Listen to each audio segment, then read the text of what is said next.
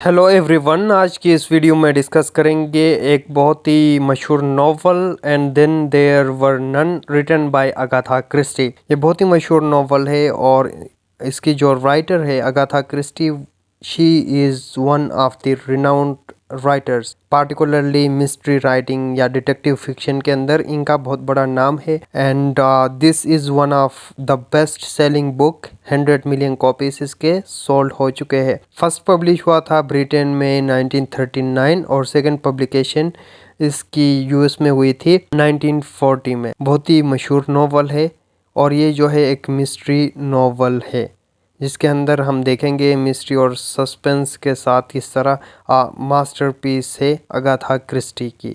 और नॉवल की जो सेटिंग है वो रखी गई है एक फिक्शनल आइलैंड जिसको सोल्जर आइलैंड कहा जाता है। तो बेसिकली मैं आपको पहले स्टोरी का कैरेक्टर्स इंट्रोड्यूस कराना चाहूँगा so that you can relate with the story. Basically 10 characters होते हैं, उनको एक एनोनिमस पर्सन उनको एक आइलैंड पे बुला देते हैं जिस आइलैंड का नाम है, फिक्शनल आइलैंड है सोल्जर आइलैंड। कुछ पब्लिकेशंस में इंडियन आइलैंड भी लिखा हुआ है, सो आपने कंफ्यूज नहीं करना। इंडियन आइलैंड या सोल्जर आइलैंड एक ही आइलैंड को रेफ़र करता है। सो बेसिकली 10 लोग होते हैं जिनमें मेल्स भी होते हैं, फीमेल्स भी होते हैं। उनको लेटर मिलती है, इनविटेशन बाय मिस्टर ओवन, ठीक है, अननोन एक ओवन के नाम से उनको लेटर आती है जिनमें उनको इनवाइट किया जाता है सोल्जर आइलैंड में।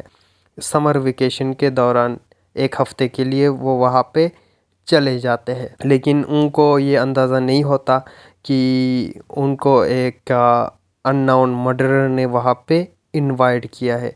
जब वो वहाँ पे चले जाते हैं देन दे रियलाइज़ कि वो उस आइलैंड पे ट्रैप हुए होते हैं।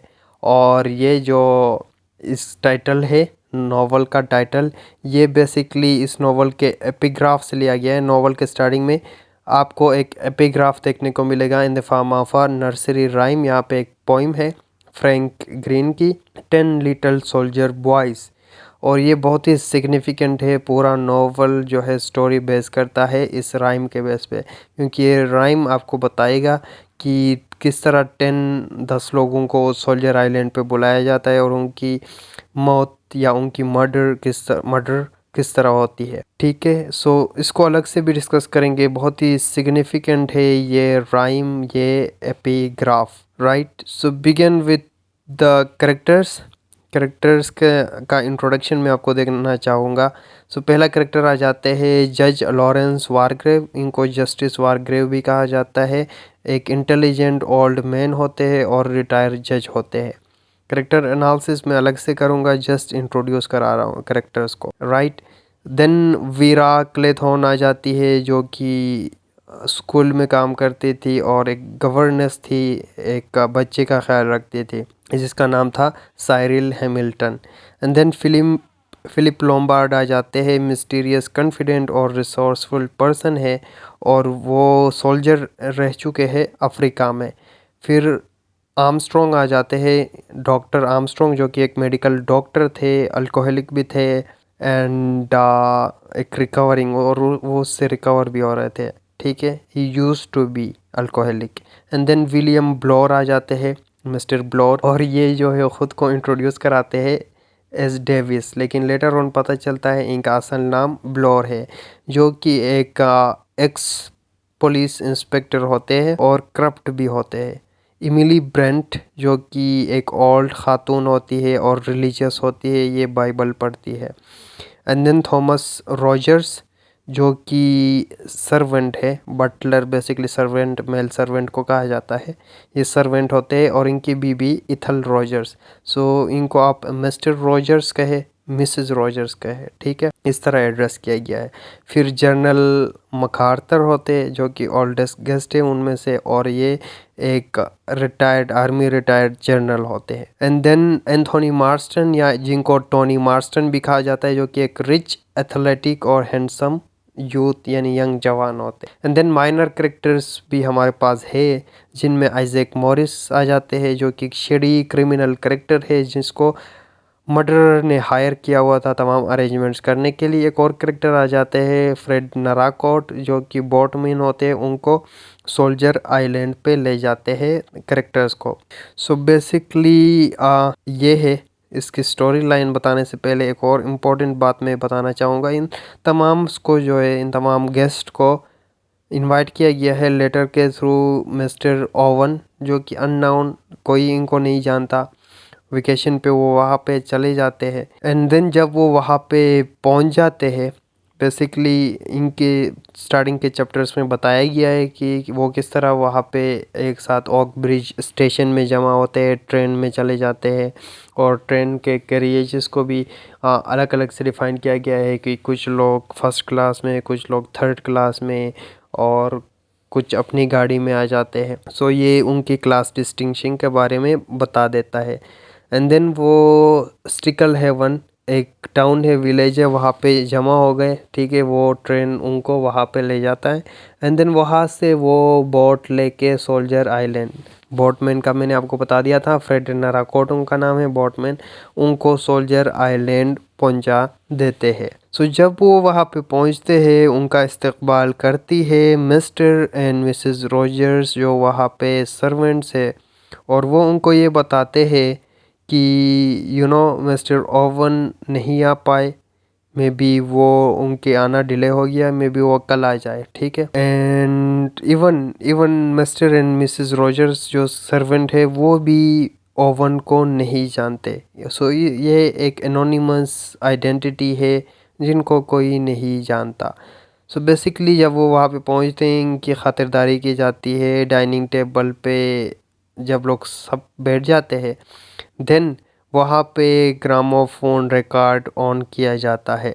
ठीक है, so there comes the voice without warning, inhuman penetrating, जिसमें कहता है, एक अननोन वॉइस है, ग्रामाफोन रिकॉर्ड ओपन किया गया है, वो कहता है ladies and gentleman silence please, और कहता है you are charge with the following indictments. ठीक है, उन तमाम को इस रिकॉर्डिंग के अंदर एक्यूज्ड किया जाता है कि किसने क्या क्राइम किया है और किस टाइम पे किया है, और वो सारे विक्टिम से गिल्टी है। ठीक है, ये ग्रामाफोन उनको इस बारे में बता देता है and they have to face the penalty. ठीक है, सो सारे जो है इस ग्रामाफोन रिकॉर्ड से कॉन्शियस हो जाते हैं। उनका अजीब सा रिएक्शन होता है बिकॉज इनर सेल्फ उनके तमाम के माइंड में जो है गिल्ट था। सो ये जो है इनकी तमाम की मर्डर्स होती है according to by following this rhyme. और जो फर्स्ट मर्डर होती है, कहता है 10 little soldier boys went out to dine, one choked his little self and then there were 9। सो इस राइमिंग की जो है इसी को फॉलो करके मर्डरर इन सारों की मर्डर करता है। सो बहुत ही सिग्निफिकेंट है ये राइम। इसको अलग से भी हम डिस्कस करेंगे कि किस तरह इसकी सिग्निफिकेंस है। प्लॉट में ये क्वेश्चन आया भी था 15 मार्क्स का, बहुत ही इंपॉर्टेंट, अलग से मैं डिस्कस करूँगा क्योंकि वीडियो बहुत लंबी होगी and I have to discuss allot.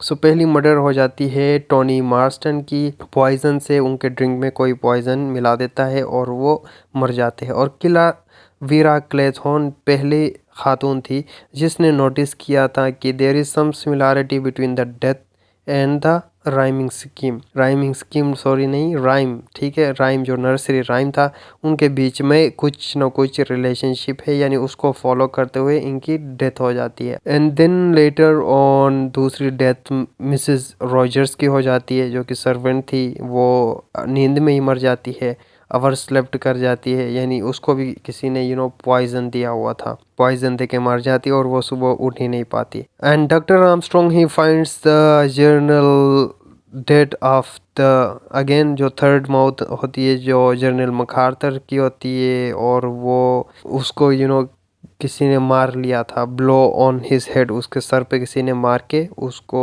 मार दिया था। सो अगेन यहाँ पे आप देखेंगे कि वो सारों परेशान हो जाते हैं, मिस्ट्री एंड सस्पेंस में पड़ जाते हैं कि आखिर ये मर्डरर कौन है, कौन कत्ल कर रहा है इनको, अननोइंगली सस्पेंस में पड़ गए ये सारे।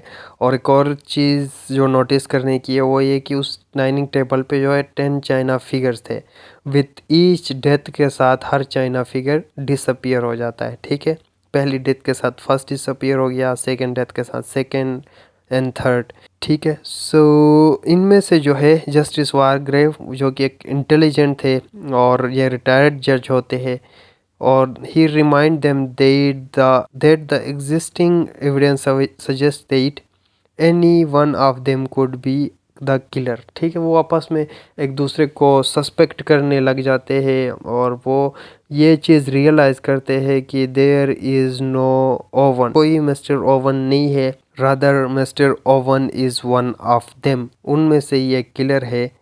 ठीक है, सो जस्टिस वारग्रेव इस बात की तरफ इशारा करते, उन सारों को बताते हैं, सारों को एक जगह बुला के ये बात वो कहते हैं। ये इम्पोर्टेंट बात है नोटिस करने की। ठीक है, तो वो इन्वेस्टिगेशन करते हैं हर डेथ के साथ कि किस तरह हुआ, कौन कर रहा है, लेकिन दे वर अनेबल टू आइडेंटिफाई। और कुछ चीज़ें वो नोटिस करते हैं, डिसअपियरेंस ऑफ थिंग्स, कुछ चीज़ें गायब होने लगती है, जैसा कि स्कारलेट कार्टन हो गया, ठीक है, सिरिंज एंड एक्सेट्रा। फिर वो तलाशी लेते हैं एक दूसरे की और वो दे कम अप विद सम वो सस्पेक्ट, पहले तो वो डॉक्टर आर्मस्ट्रॉन्ग को सस्पेक्ट करते हैं कि इसने किया होगा मेडिसिन्स, क्योंकि पॉइजन्स वगैरह इसके पास होंगे। सो वो उनको दिखा देता है कि ये कुछ ज़रूरी मेडिसिन्स थे हेल्थ के लिए, वो मैं रखता हूँ, बाकी पॉइजन इस तरह मेरे पास कुछ भी नहीं है। एंड देन सिरिंज वगैरह उनसे उठा के साइड कर लेते हैं और लोम्बार्ड के पोजीशन में उनको जो है रिवॉल्वर मिल जाती है। सो वो क्या करते हैं, इस तरह के तमाम इक्विपमेंट्स जिनसे जो हार्मफुल हो उन तमाम को एक कबर्ड के अंदर लॉक कर जाते हैं। ठीक है, रोजर्स, सो बात कर रहे थे हम, मकार्थर की भी डेथ हो गई और सारे परेशान हैं और ये जो है ड्रीम्स आ जाते हैं, उनको हेलुसिनेशन होने लगती है। ठीक है, और उन्होंने जिनका कत्ल किया है वो मेमोरीज उनके माइंड में बैक वापस आने लगती है।